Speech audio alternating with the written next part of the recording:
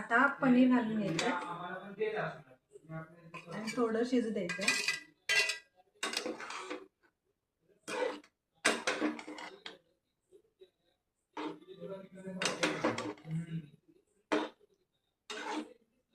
वा, मस्त खमंग सुटलेला आहे. छान असा दिसायला पण सुंदर दिसत आहे. एकदम ग्रीन कलर दिसत आहे.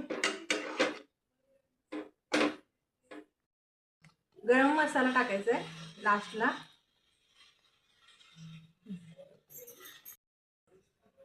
2 मिनिटं वाफ काढून घ्यायचं आणि लगेच उतरायचं गॅसवर.